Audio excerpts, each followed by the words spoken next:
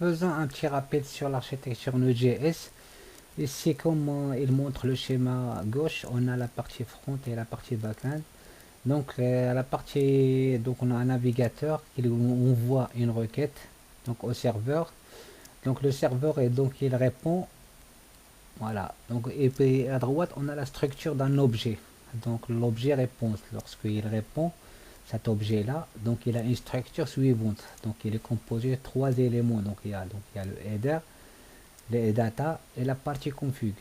Donc le header, donc il y a les informations, ça contient le statut, et de même, donc il contient aussi le statut texte. Donc à l'intérieur aussi, on vend le type de la requête. Est-ce que get, est-ce que post, est-ce que put. Voilà, donc on va voir dans l'exemple bien détaillé. Et le deuxième élément, c'est data. Data, c'est un objet qui contient les données. Donc là, et la partie config, ça donne plus des informations aussi. Dans le cas, si on veut personnaliser un petit peu ces headers là, ou tout simplement si on a envie de changer de type d'écriture, ainsi de suite. Dans le chapitre précédent, on a vu deux requêtes. On a vu comment faire une requête get avec Axios. Tout simplement, get c'est une promesse. Donc en paramètre, on passe le nom de l'API. Donc à partir de quel on va faire la lecture. Donc on a utilisé la JSON placeholder.typecode. Donc là c'est une promesse et à chaque fois on a une réponse. Donc là à l'intérieur de cette partie là on a décidé une fonction fléchée dont le paramètre est la réponse et le résultat. Donc on va faire console log résultat, on affiche tout simplement la couleur. Et en cas d'erreur on fait un catch pour les erreurs. De la même manière on a fait la méthode post. Donc maintenant on va post, donc on avait dit c'est pour créer, donc avec le code statut 200. Maintenant on va faire un patch, non, patch, voilà. Donc enfin c'est axios point patch. Donc le premier paramètre, donc là on va donner un http. Donc et pour delete, donc on va faire de la même manière. Toujours on commence par axios. Donc point delete. Et pareil pour donc là, si je voudrais supprimer donc le lien de 201, c'est-à-dire la ressource de 201, donc je sélectionne là en lien. Voilà. Donc 201 paramètres. Et là, donc dans point den, j'exécute ma promesse à l'intérieur. C'est res. Donc les réponses, c'est une fonction fléchée. Fonction fléchée qui nous affiche un petit peu juste la console.log. Donc je fais résultat parce que je sais très bien, donc là et en cas d'erreur, donc ça c'est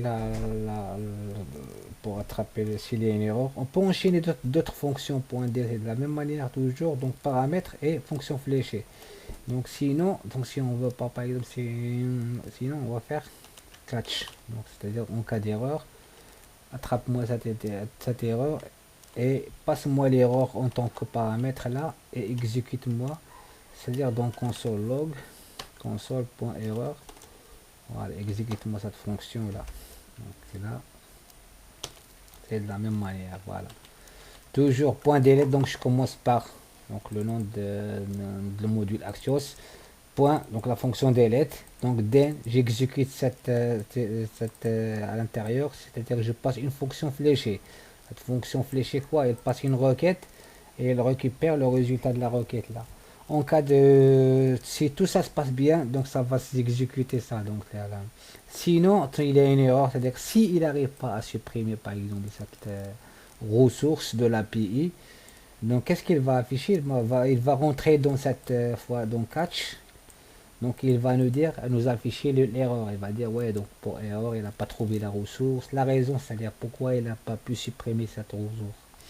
Ça se trouve qu'il n'existe pas, donc il va dire ouais, donc inexistence, ou il va t'afficher tout simplement cette erreur.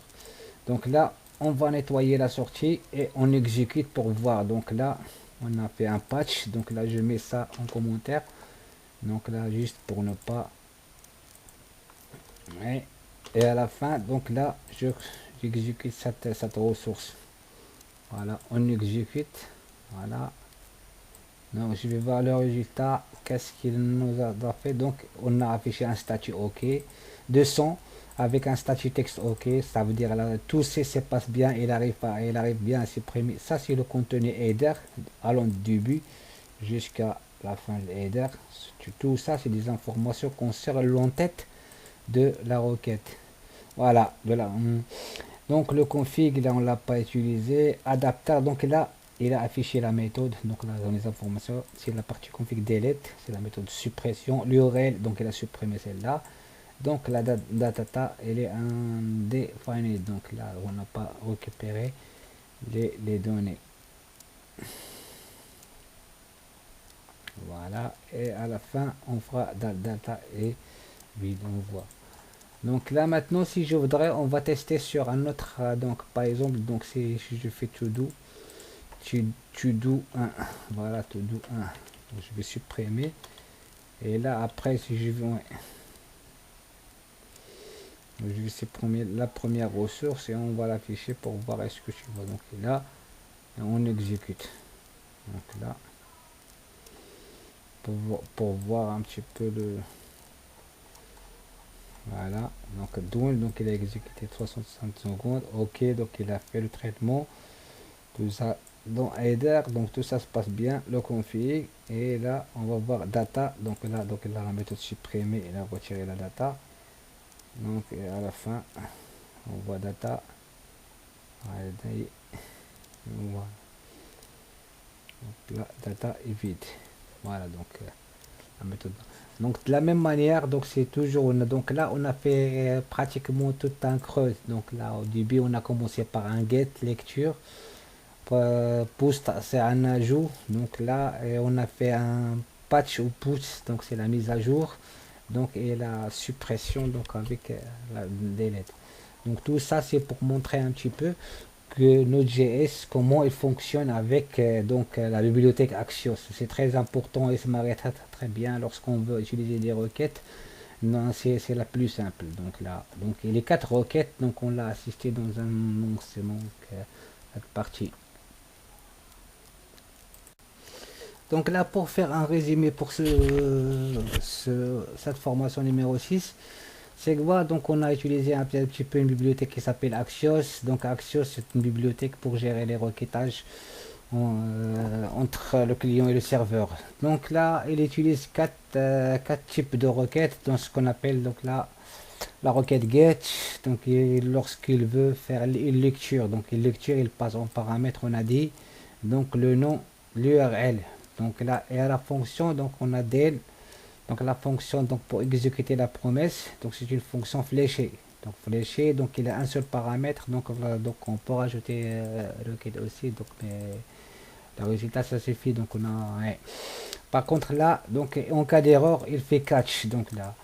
Donc le deuxième paramètre, on a utilisé un axe, c'est un ajout, donc la méthode post, donc cette manière, donc il prend paramètre le premier l'URL et la deuxième c'est l'objet, c'est-à-dire la valeur, l'élément qu'il veut créer. Donc là, donc il exécute then en cas de succès, c'est-à-dire donc il arrive à faire la création. En cas d'erreur, il affiche cette erreur là.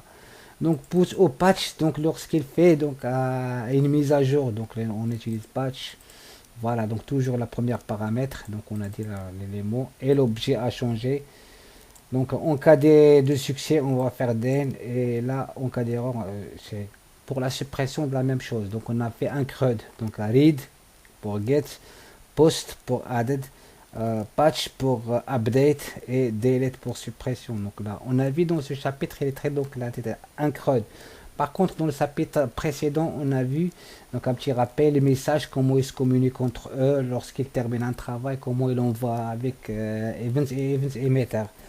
Donc, et le chapitre juste avant, allez voir dans le chapitre numéro 3. Donc, on a parlé un petit peu, on a mentionné le corps de Node.js, donc le corps qui est composé un petit peu de l'OS, donc système d'exploitation, les file system, comment gérer les fichiers, on a vu comment on lit, on écrit, on manipule les fichiers avec Node.js, donc voilà.